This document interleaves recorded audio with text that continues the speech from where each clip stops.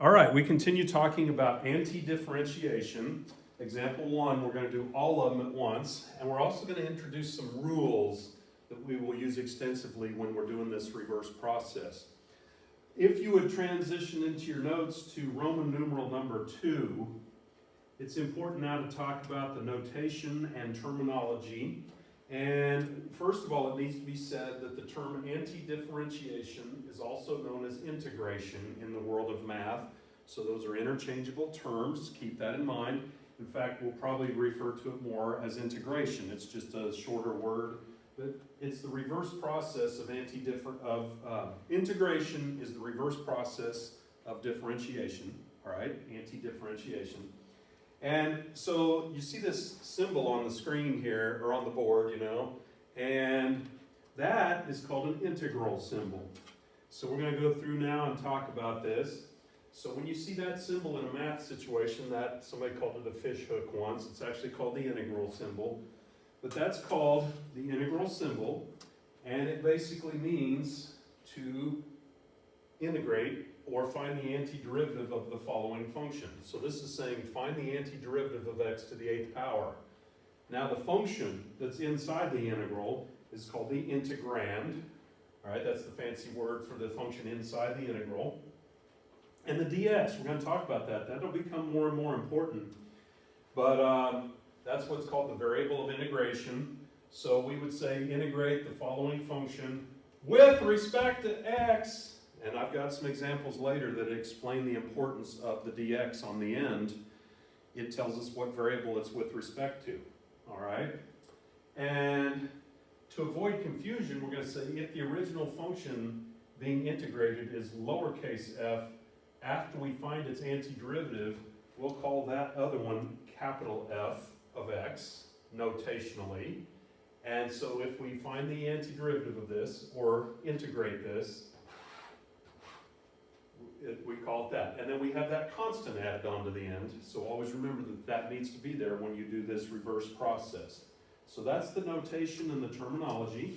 So keep in mind that integration, integral, that's also math language for find the antiderivative.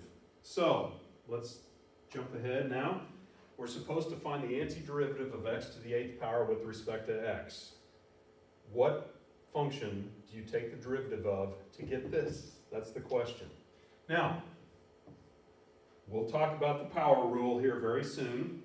That'll be Roman numeral number 3 in the notes. But if you think about it, when you take a derivative with a power, don't you multiply that power and then decrease it by 1?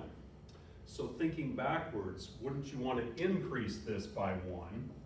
Wouldn't this have to be an x to the 9th, right? And then, instead of multiplying by that, we'll divide by that. Now let's check this. The way you check it is you take the derivative, so that would be 9x to the 8th over 9. The 9's would cancel, and it would leave x to the 8th. Boom. Now that was probably a little too fast.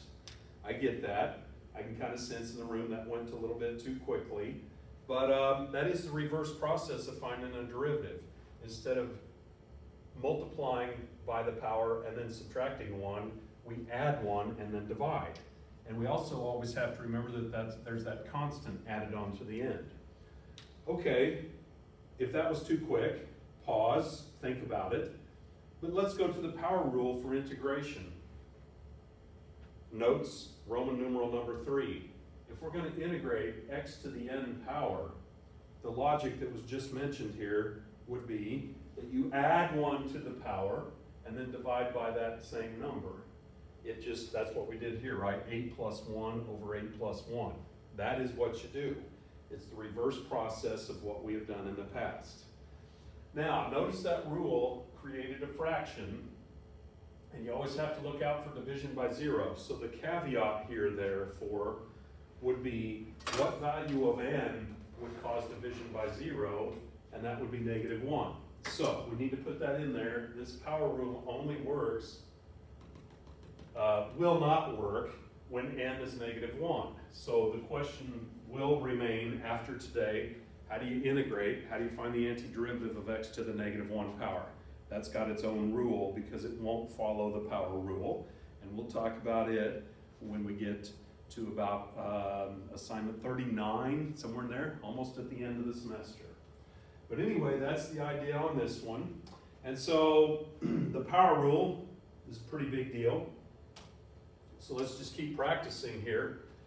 If we take the integral of x squared with respect to x, all right, and again, this will take a little while for you to get used to this, but you have an x to the n power, so you add 1, 2 plus 1, and then whatever that new power became, you divide by that same thing. I always like to check by taking the derivative. That would be 3x squared over 3. The 3's would cancel, x squared. It's easy to forget the plus a constant, all right? Now normally, I tell this joke, but since you have it in front of you, I will just allow you to pause and read the joke. I think it's really good, and there's a lot built into it about assumptions we make about people, I think.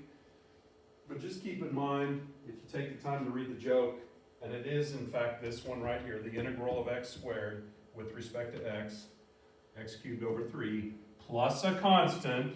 So I'm going to take a minute and read the joke, pause, but basically we're going to talk about that adding a constant. We're going to go waitress, all right? Because in the joke that waitress mentioned adding a constant, even though the professor in the joke didn't tell her that part of it. So that waitress knew more calculus than even the optimist was giving her credit. So waitress plus c, okay. So, here's the deal. When we say integrate 7 with respect to x, it's very important we notice the with respect to x. The question becomes, what do you differentiate to get 7? And you would hopefully say 7x.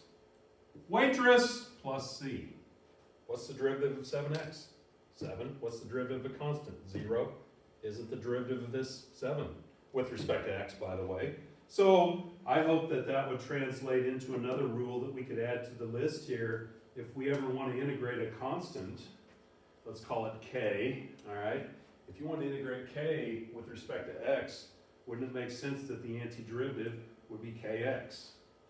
That number times x, if it's with respect to x, and then plus c. Now I called it k there because I didn't want this constant to be confused with the other constant. So anyway, kx plus c, 7x plus c. The derivative of this is this. That's the point. We're thinking backwards. Now, why do we need that dx out there?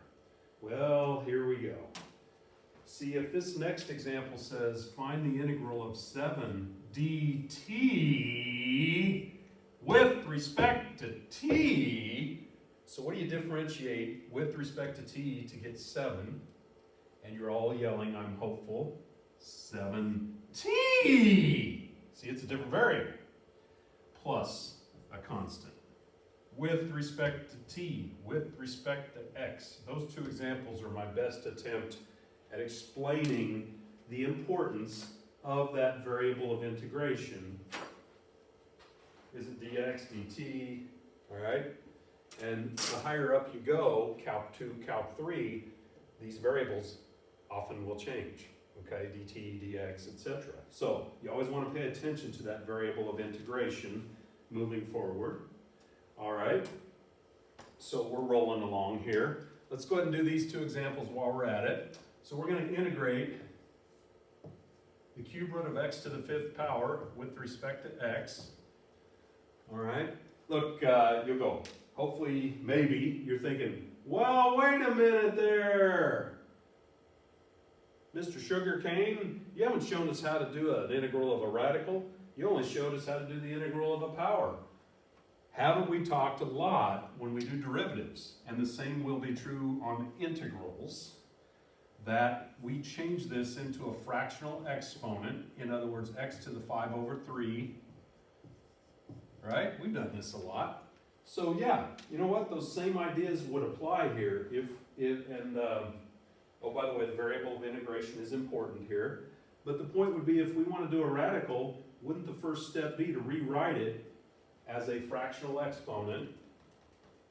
And then you can do the power rule up there, right?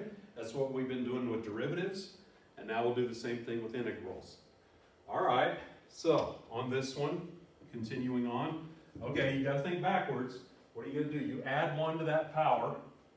So let's see, 5/3 plus 1, and by the way, 1 would be 3/3. So 5/3 plus 3/3 would be 8/3. All right, and then after you add 1 to that power, you divide by that same number again. So, okay, I'll do it on this first one. So n plus 1 over n plus 1. Waitress plus the constant. That's not incorrect, but I want you to get accustomed to doing a certain thing here. You know, hit pause for a minute and digest that if you need to. But you add 1 to the power, then divide by that very same number. In math, when you divide by a fraction, they talk about you invert and multiply.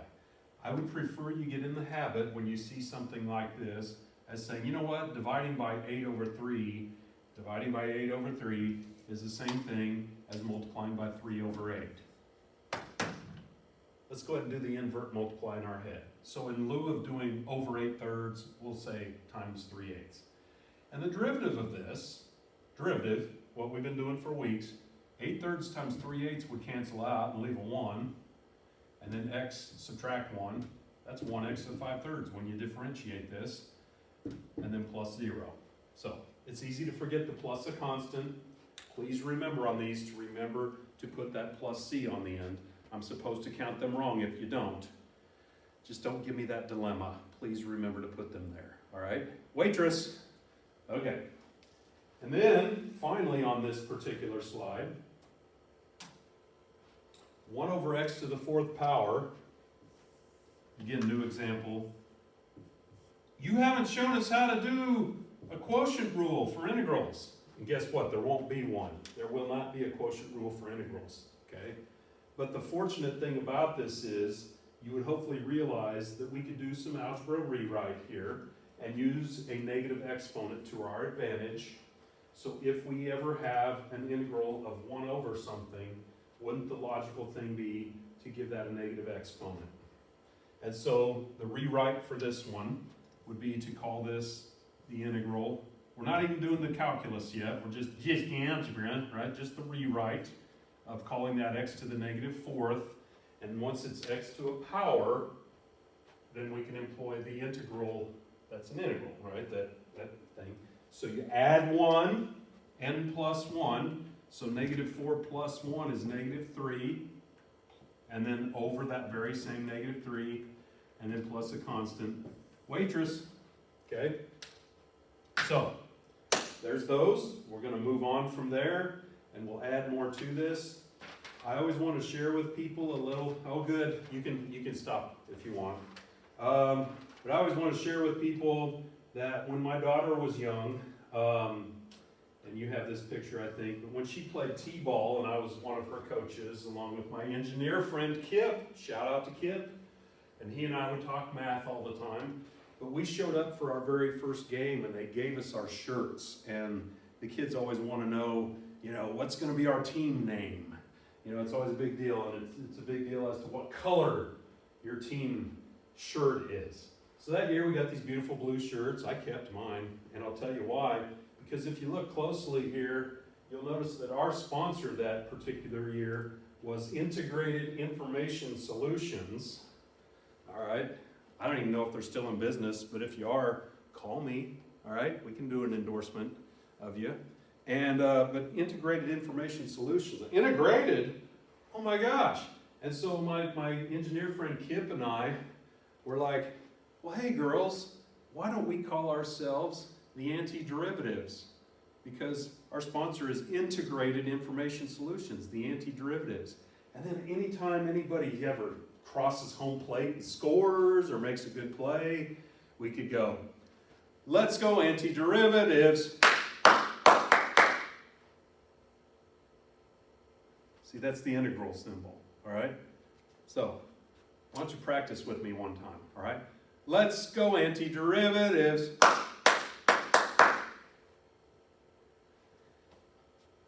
You know, and one of the young ladies on the team, it was interesting to me, she said, You know, why don't we not call ourselves antiderivatives? Why don't we just call ourselves integrals?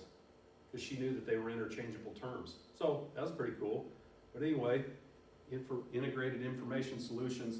I'm going to stick with antiderivatives, but integrals would also make sense. Okay, so one more time. How about it? Come on and join me. Let's go antiderivatives. Or how about the alternative phrase? Let's go integrals.